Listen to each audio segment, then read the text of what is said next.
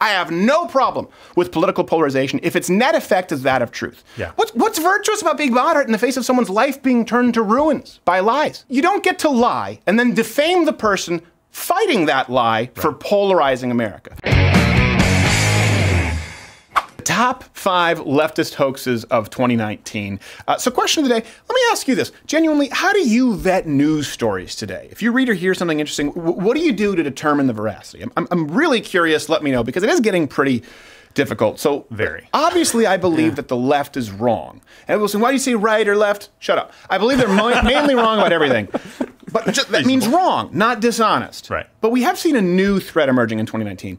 In the past, they would usually bolster their claims, the progressive left, with evidence that maybe we didn't think supported, we would disagree on the idea that it supported their conclusions.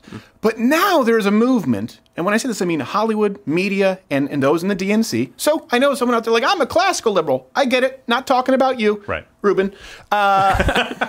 Looking at you, Ruben. But they've pivoted to completely false hoaxes to support the majority, certainly a plurality of their political agenda. So we're going to look at the top 5 verifiable hoaxes perpetrated by the left in 2019.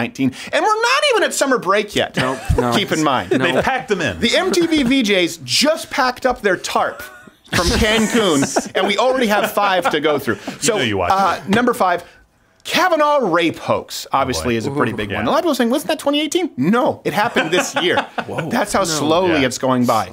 So after the investigations, they showed us that Supreme Court nominee Brett Kavanaugh didn't have any kind of a record. Suddenly, Democrats, they trotted out lines of women claiming that he not only assaulted them sexually, but he rang, he would run rape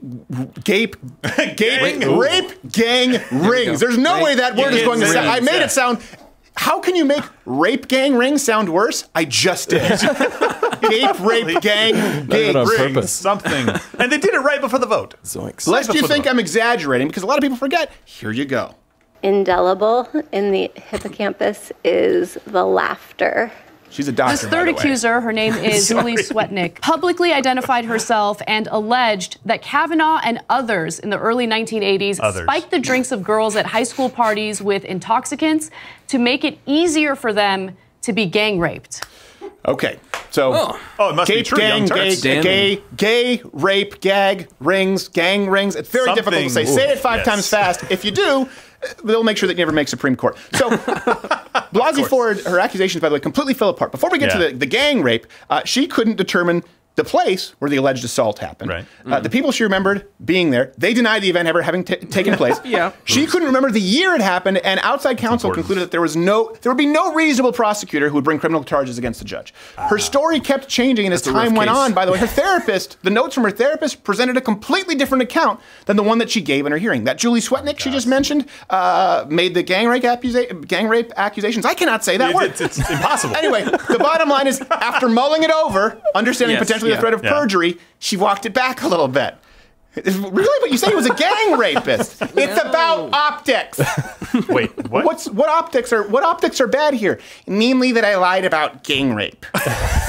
Those ones. In the war of PR, lying about gang rape. By the way, the third accuser admitted, by the way, she'd never even met Kavanaugh. That was one too. So remember, those are the 3 main accusers. At least be in the same room with the guy one time in your life. This is the highest level of hoax. It's a coordinated effort by Democrat activists to push a completely false story in order to prevent a Supreme Court nomination.